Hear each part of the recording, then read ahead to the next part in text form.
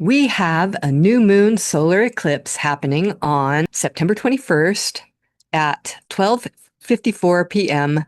Pacific time. And this is a new moon in Virgo. It's the second new moon in Virgo. We have two new moons in Virgo, one at the very first degree of Virgo and the second new moon at the very last degree of Virgo, sort of the mastery of the Virgo energies, this deeply grounded, earthing energy that is about the cultivation of ourselves and the perfecting of ourselves. And so so really wanting to just bring that to our attention as we look at the astrology of this solar eclipse and new moon. Really, really powerful aspects going on. So excited to get into the chart. So here we have the new moon, which is the sun and the moon together, conjunct, at the very last degree of Virgo, right before the Libra Equinox, which happens the next day on September 22nd, where the sun then moves into the first degree of Libra. So this is a power-packed kind of a time. And I like to think about the times, when we're in eclipse season, the time between the eclipses is sort of like a one foot in the material world and one foot in the spiritual world, sort of a feeling. And there's a lot of energy around a new moon that's happening during an eclipse season. And so that new moon energy, that new beginning energy is amplified, just like our lunar eclipse was very much an amplified full moon, right? So this is an amplified new moon, which is new beginnings. And it's almost like it's an opportunity for a complete reset. And the effects of eclipses, solar and lunar eclipses, last usually around 6 months. So it's not just happening on the day. It's an energy that continues on for about 6 months. And so looking at the sun and the moon conjunct at 29 degrees 6 minutes, and I round up, even though it's only 6 minutes into that degree, because I use the Sabian symbols, and they always round up to the next degree. So this is Sabian symbol Virgo 30, and this is a man totally intent on completing an important task. He's deaf to any allurement. In other words, or it's another way of saying this is a false call goes unheard, like a penetrative concentration of attention, rejecting the false through an unusual power of concentration. And so I really feel this powerfully as a call for us to focus on what is really important, right? This is a new moon. It's a solar eclipse. It's where the moon or comes in between the sun and the earth, so that the moon blocks out the light of the sun, the light of consciousness, right? And then opens this gateway into the subconscious or the unconscious or the superconscious. And so there's this potential for this incredible new awareness and new beginning if we are focused on what truly matters and not having our attention drawn away by the endless distractions. Okay, so this is a really powerful energy of this, the sun and the moon together here at this very last degree of Virgo. And this is also associated with gene key 46, which is the shadow of seriousness, the gift of delight and the city of ecstasy. And so it really is, through this whole week that the sun is shining on gene key 46, we get to look at this and feel into where are we taking things too seriously, or where are we taking ourselves too seriously, or life too seriously, or things outside of us, taking all of that too seriously and forgetting to be delighted with being alive, the incredible delight of being alive, the incredible delight of our own life and what we're here to do and what we're here to contribute, right? And that, I love this gene key. It's a very powerful one in my own gene keys profile, and I love the reminder, that when I am taking things too seriously, things don't go well because I'm focused in the wrong direction, right? And when I take that seriousness and lighten up and become delighted with life, then life starts to flow more smoothly, and I can focus on what really matters to me and what's really important. And when I do that, then the ecstatic nature that is truly the essence of all of us. We all have this incredible ecstatic nature. We're designed, our physical bodies are designed to be vehicles of ecstasy. I believe that with all of my heart.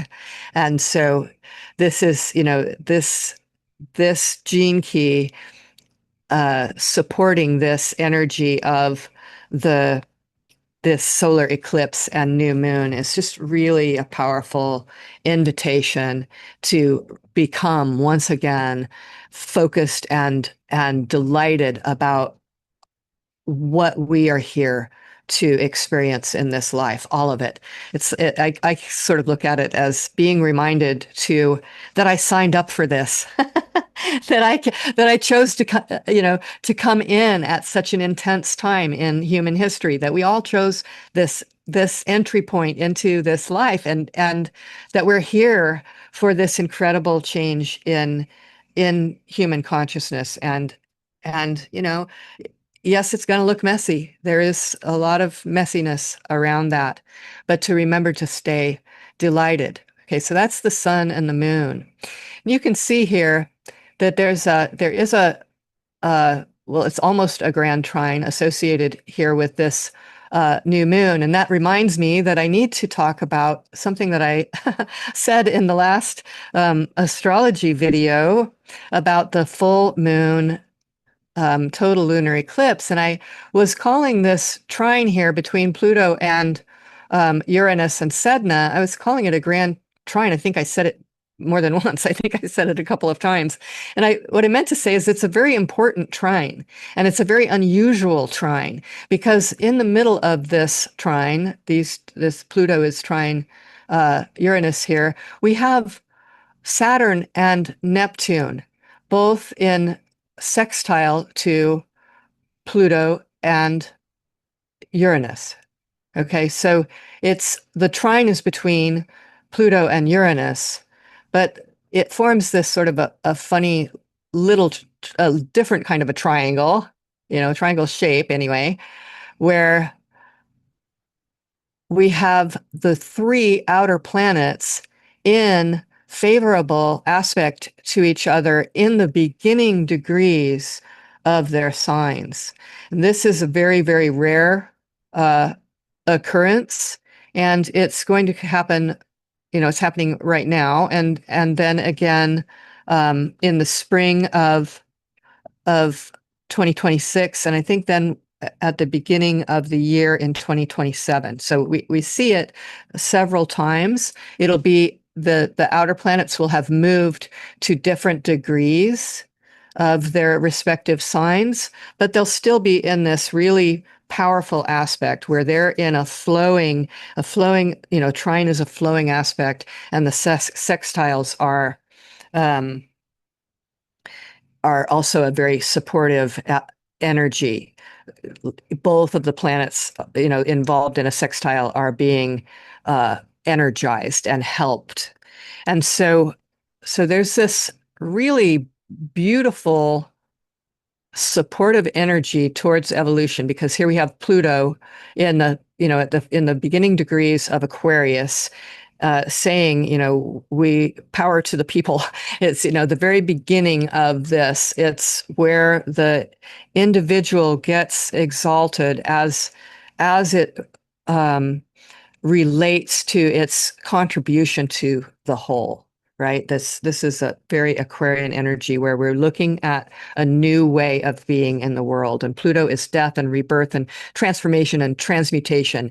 And it's asking us to move into this Aquarian consciousness and energy. And then and Uranus in Gemini, in its, the very first degrees of Gemini, conjunct Sedna, the planet of our spiritual destiny, one of the dwarf planets.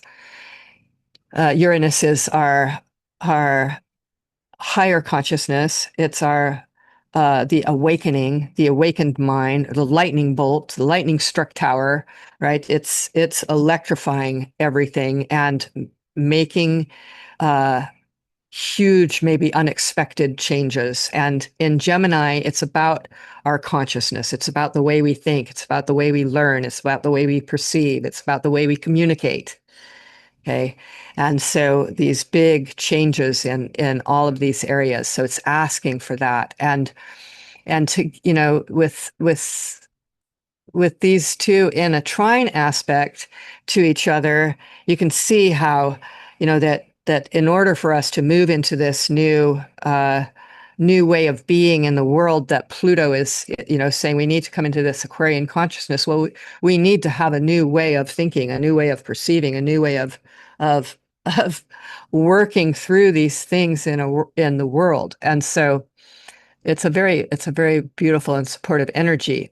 Then, since I was talking about this particular triangle first, I'll do that. I'll finish talking about that, and then I'll talk about this this Grand Trine that's here.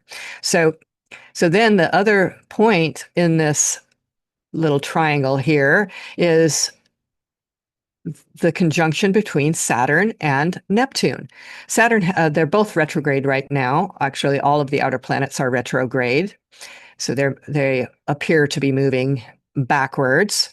And when they're in that retrograde phase, they are revisiting what they have already what they've already gone through, what we've already learned, and making sure that we've got it. Okay, making sure that we understand.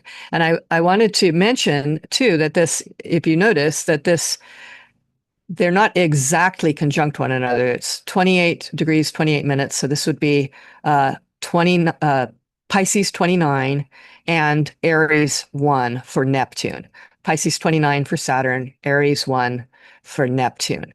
So this Saturn in Pisces has gone back into Pisces, into the last degree of the zodiac, and to make sure Saturn, our structures, our foundations, our limitations, and ultimately our mastery, right, is saying, did we get this? Are we good? Are we complete? Have we let go of the things that we need to let go of, or do we need to, one more look, one more revisit? And I looked at the Sabian symbol for 29 Pisces because I thought it would be interesting to bring that energy in as well. And it's beautiful. It's a prism, light breaking into many colors through a prism. Okay, so this is the energy of being able to see God in everything, or look simultaneously looking for God and looking through God's eyes, right? The creator creating many facets of itself. Do we understand this? Do we understand that our insignificance on one level, right? We're just a fragment of light, but we are also part of that whole, right? And so it's a beautiful symbol there for Saturn. And then the Sabian symbol for Neptune, as the first degree of Aries, is the very first degree of the very first sign of the zodiac, right? Is a woman arises from the ocean and a seal embraces her. And this is the emerging from pure potentiality into material reality, right? It's such a beautiful symbol, right? And so here we have Neptune, the the higher octave of Venus, right? The universal love and um yeah, seeing through the eyes of God, seeing through uh living life through our hearts, living life with our hearts and our minds aligned with Creator, with Source, right? And the interesting thing about this is that both this Saturn and this Neptune, so together they're saying, you know, we have to have the structures in place. We have to have the correct structures in place and the correct way of looking at things in order to move forward into this new beginning, right? And so the beautiful thing about this is the gene key for this is the programming partner, of course, to the 46th gene key, which is opposite here on the opposite side of the chart, is the 25th gene key, which is the shadow of constriction, the gift of acceptance, and the siddhi of universal love.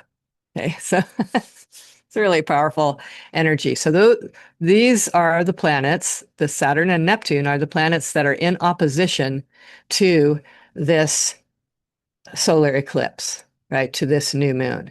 And when two planets are in opposition, it's like they're opposite each other and they never the two shall meet, but they will can raise each other up through that being able to look at opposites, right? When we're able to see the opposites, then we can begin to integrate them into our lives. So just thought it was a really beautiful, beautiful energy there. And so then looking at this grand trine, it'll be a more exact trine when the sun moves into, well, the moon will move first, of course, because the moon moves much faster. But when the sun moves tomorrow, or I'm sorry, on the 22nd and the 23rd, it will be in an exact trine, grand trine to Pluto and Uranus. Okay, so because, and the reason that that is true is because it will have moved into Libra, and then it becomes an air grand trine with the sun in Libra, the air sign of Libra, Pluto in the air sign of Aquarius, and Gemini in the air sign. I mean, Uranus in the air sign of Gemini. Sometimes I get tongue-tied here. So beautiful, beautiful energy. And of course, a grand trine, right? In the air grand trine is changing our mind. Because air is the realm of the mind. It's the air of our mentality, of our thought processes, of our consciousness. And and so I really am enjoying the idea of that, because what I keep hearing and feeling as I'm, processing these really powerful energies myself is the need to keep breathing, to keep pausing and taking breaths and really, really diving um, into my breath and into breathing and having space around me and going out into nature and the fresh air and so forth. So just really inviting us to just be aware that these are really powerful energies, and especially, this the Sabian symbol for the sun and the moon during this solar eclipse is, someone having such intense concentration, such focus, such fine-pointed focus that they aren't distracted by any falsities, by any false calls, and they stay focused on what's important and what the task is. And I think that's the sort of the message I want to leave this video with. So thank you so much for joining. I hope you found something valuable in it, and I will see you next time.